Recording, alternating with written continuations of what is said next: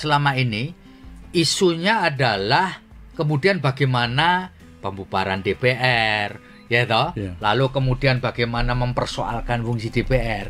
Sebenarnya kalau melihat kelompok-kelompok yang menyuarakan ini, Pak, itu memang punya tujuan untuk bukan sekedar membubarkan DPR kan tentunya. Yeah. Ada agenda yang ingin dia pesankan. Itu apa kira-kira, Pak? Kan kalau kita lihat kronologisnya. Iya, kronologisnya. Awalnya, ya kan, ada ajakan demo pada 25 Agustus. Itu yang menamakan diri Revolusi Rakyat Indonesia. Narasinya, adili Jokowi mengusulkan Gibran dengan mekanisme DPR. Nah, ini dilihat oleh kelompok yang merasa terusik bahwa DPR bisa jadi ancaman. Gitu. Maka dimulailah, ya kan, membangun opini DPR menerima tunjangan begitu besar, DPR menerima gaji yang begitu besar, sehingga muncul kebencian.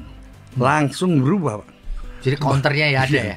Langsung berubah, terbentuklah opini bahwa DPR harus dibubarin. Di tengah krisis masyarakat yang miskin, dia bisa menikmati luxury. Mulailah bergulir, sehingga muncullah aksi demo dengan narasi yang berbeda, gitu Pak. Dihantam DPR. Kenapa DPR? Tadi kembali lagi pada, ya kan, ada yang terusik. Jika DPR digunakan untuk melakukan upaya-upaya pemaksulan Gibran mengadili Jokowi, gitu Pak. Nah, Mak, memang yang terlihat unik di dalam demo tanggal 25 Agustus itu memang seolah-olah tidak ada pemimpinnya. Betul. Iya kan? Betul. Jadi kayak masa cair gitu. Yang tanggung jawab ini siapa gitu ya. Iya, betul. Kalau yang tanggal 28 jelas yang menginisiasi adalah buruh kan gitu ya. Bahwa kemudian setelah buruh pergi ada kelompok lain itu soal lain. Kan jelas kalau soal buruh, Pak. Jumur sudah mengatakan jauh sebelumnya, ya kan? Ini ada aksi demo yang kita nggak tahu, nggak jelas, makanya kita harus menghindar. Jumur sudah membaca itu. Kemudian juga pada saat kejadian kemarin kan ada kayak semacam lintas ganti tuh. Habis buruh keluar, masukkan mereka. Iya, betul.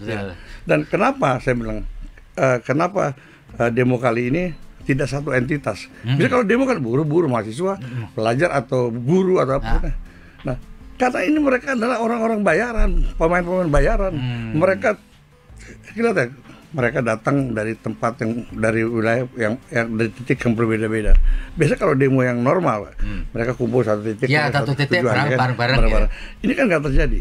Dan ternyata terbukti kan, ditemukan adanya orang-orang yang dibayar, termasuk mereka yang melakukan aksi perusakan. Itu by design semua, Pak. Kenapa mesti rumah anggota DPR?